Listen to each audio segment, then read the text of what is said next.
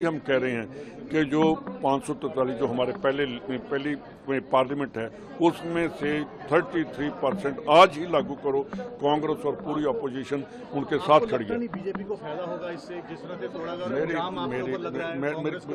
जैसे प्रधान है तीन राज्यों में। मैं इसके बारे में आपको बता रहा हूँ, मैं जब आपको जब बता रहा हूँ कि जिस तरीके से प्रधानमंत्री जी ने आपने अंदर बात की थी कि इलेक्शन कमीशन के बारे में बात की, मेरे को बहुत सरप्राइज हुआ कि वो प्रधानमंत्री जी कह रहे हैं कि जैसा कांग्रेस ने किया या ऑपोजिशन ने किया, इनको वोट नहीं डालनी चाहिए।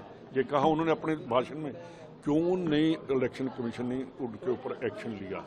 ये सीधा डेमोक्रेसी और डेमोक्रेटिक वे से जो इलेक्शन होनी है, ये एक तानाशाही तरीके से इलेक्शन करवा रहे हैं। इलेक्शन कमीशन उनके आगे घुटने टेक गया है। जहां इलेक्शन हो रहे हैं वहां बेनिफिट हो सकता है बीजेपी को, मैं कांग्रेस को होगा और अपोजिशन पार्टी को होगा। और मैं दावे से कह रहा हूं कि वेस्ट बंगाल में ममता बनर्जी बनेगी चीफ मिनिस्टर, और वहाँ तमिलनाडु में स्टालिन जो है गुजरात में जिस तरह से पकड़ा गया है पैसा आम आदमी पार्टी का, उसमें आ रहा है हवाला के जरिए उसमें।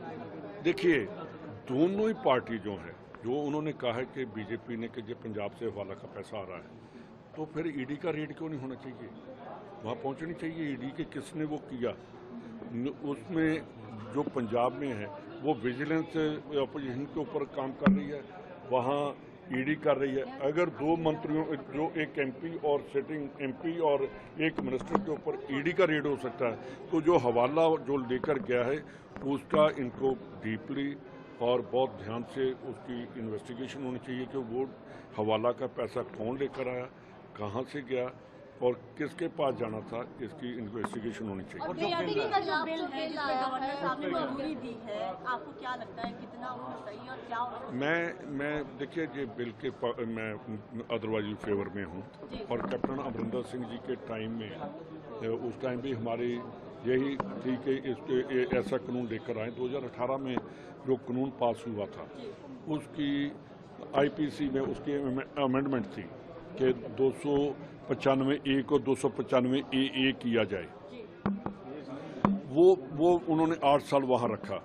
इसके बाद जब BNS का आया तो गवर्नमेंट ऑफ इंडिया ने इनको ये बिल जो उस टाइम का था उन्होंने भेज दिया कि इसको BNS में करके वापस भेजा जाए, और इन्होंने उसको उसमें करने की बजाय इन्होंने कहा कि हम अपना एक्ट बनाएंगे। मैं भगवंत मान जी से पूछना चाहता हूँ, क्या जो 2026 जो अभी अप्रैल को ये कानून पास हुआ है, क्या उसमें जो 2011 में इसके राम रहीम के ऊपर केस बठिंडा में हुआ था, क्या वो इसमें आएगा? क्या 2015 में जो बेदबी हुई है वो आएगी? क्या जो स्वरूप जो गुम हो गए थे, क्या 400 से ऊपर थे, क्या वो इसमें आएंगे? क्या सुखबीर बादलों का जो था वो आएगा? क्या जो बरगाड़ी और वहाँ के बुर्ज ज्वार सिंह वाले और दूसरे जितने केस हैं, क्या वो इसमें आएंगे? क्या उसमें जो फायरिंग हुई थी, क्या वो इसमें आएगी?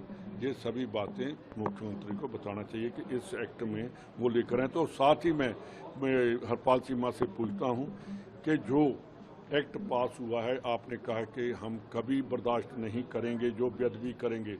आप जो दिल्ली का MLA था जिसको 2 साल की सज़ा हुई है मलेरकोटला में, जिसने कुरान शरीफ की बेअदबी की थी, क्या आप उसके एडवोकेट थे?